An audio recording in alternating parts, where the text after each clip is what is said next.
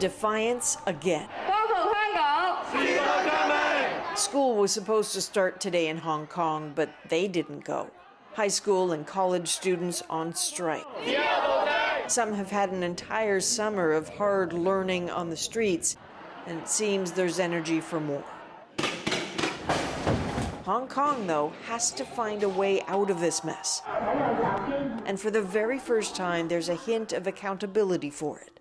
The Reuters news agency obtained an audio recording of the chief executive, Carrie Lam, reportedly speaking with business people here, seeming to take responsibility for the 13-week unraveling.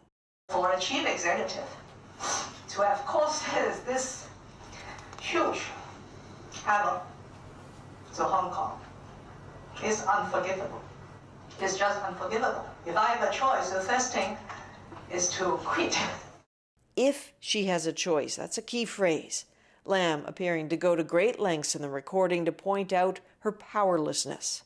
The political room for the chief executive, who unfortunately has to serve two masters by constitution, that is the Central People's Government and the people of Hong Kong.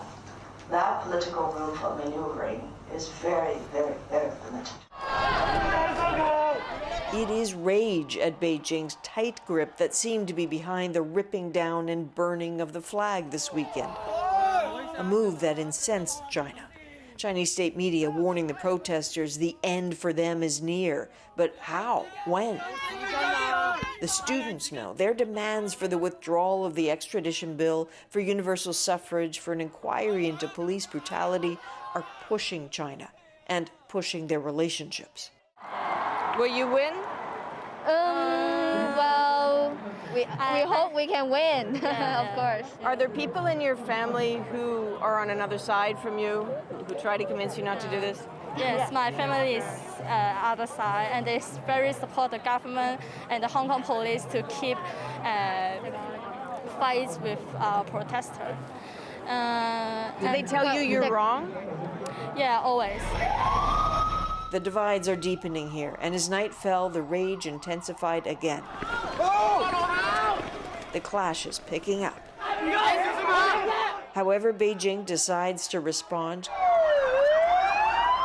could make all this so much worse.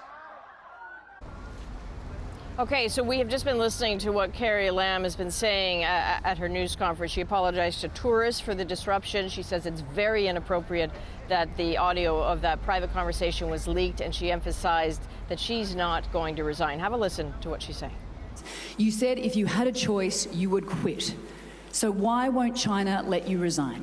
No, the simple and strict answer to your question is I have never tendered any resignation to the Central People's Government. So your answer does not arise. I have never tendered any resignation.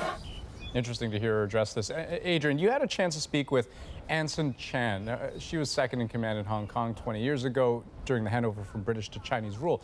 What does she have to say about the way Carrie Lam's handled all of this? Well, Andrew, it really was fascinating. She spoke very frankly about whether Lam can stand up to Beijing. She has a strong assessment of this woman. Have a listen. She has a reputation of being intelligent, hardworking, but not a team player. She doesn't encourage people around her to speak truth unto power, and I think that's a fatal flaw in any leader.